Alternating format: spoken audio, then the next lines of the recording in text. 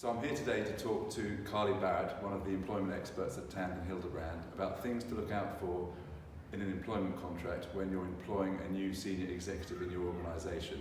So imagine, if you will, that I'm the MD of a company and I've just been recruiting a new FD, and I'm going to talk to Carly about some of the things we should look out for. So Carly, starting with the offer letter, I've already written him an offer letter setting up some basic terms. How would those find their way into the contract? Okay, so you need to be very careful with the offer letter and the contract. My advice would be that the offer letter, you don't have to have one, but if you choose to have one, it's a nice way to entice the individual in and they have some comfort from it. But the offer letter and what's in the offer letter should fall away once the contract's entered into.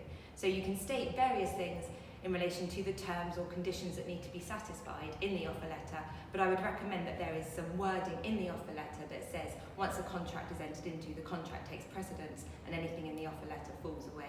In case there's any disparity between the two, or sometimes it can be that you, as the employer, can be more generous or more friendly in an offer letter than you are in the contract. Okay, and you mentioned their conditions, because there were a few conditions in the offer letter. The employment was subject to a few things and a few checks. How should I go about dealing with those? To the extent that there are conditions such as, doing a bit of due diligence on your new FD. So there may be regulatory checks, especially in relation to kind of FCA regulation or something, or just background checks or references. I would always recommend that those conditions are in the contract. So essentially that makes the contract conditional. So if any of those conditions are not satisfied, you are then able to walk away from that contract. Okay, that makes sense. And in terms of which company within my group should employ him, we've got quite a number of different companies, and some of our people are employed in some and some in another. Okay. What's your advice there? No, so when you've got a group structure, you need to be very careful about who's going to be employing the individual, but also who the individual is going to be providing those services to. My advice would be that you've probably got some kind of OpCo, which is probably one of the primary employers.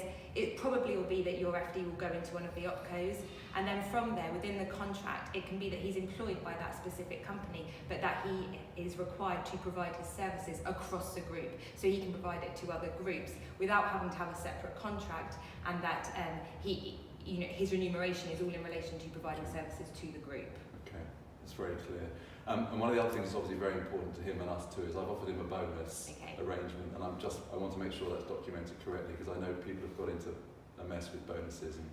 I think incentives, in addition to kind of the basic salary, are really key, especially with senior executives when we could be talking about quite a lot of money, but we also should consider non-monetary incentives that may be offered as well. So if we think about a bonus, you need to be very clear on whether that is a contractual bonus or a discretionary bonus, and the wording within the contract needs to reflect that. So a consideration is whether it's a contractual entitlement to participate in a bonus, but the terms of that bonus are not contractual and are maybe set out in a separate document, or whether it's a contractual entitlement to a specific bonus, a percentage of basic salary, for example. With incentives as well, you may need to consider things like long-term incentive schemes, and whether there's anything like that, or any share options or any shares being offered. If there's any kind of long-term incentive plan, I would recommend that that is separate to the contract, is not appended to the contract. There may be a reference in the contract that the individual may be entitled to participate in such a scheme.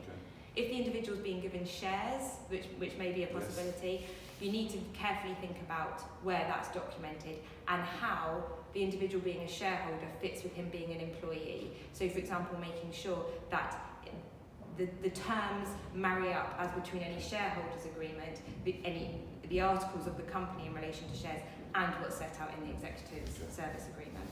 Okay, I think I'd like to talk to you about that in space separately at another occasion.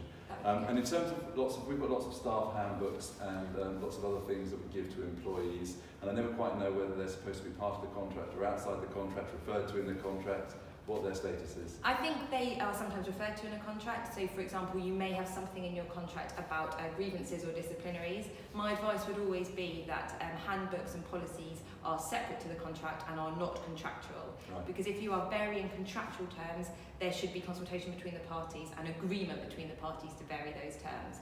If you have a separate handbook and it's non-contractual but is guidance only, then the employer has the ability to make changes to that and just notify the individual or the employee of those changes. Thank you very much for watching. Please check out our YouTube channel for some other videos, and also go to our website www.TandonHildebrand to see when our next event is. We'd love to see you there. Thank you. Bye-bye. Bye.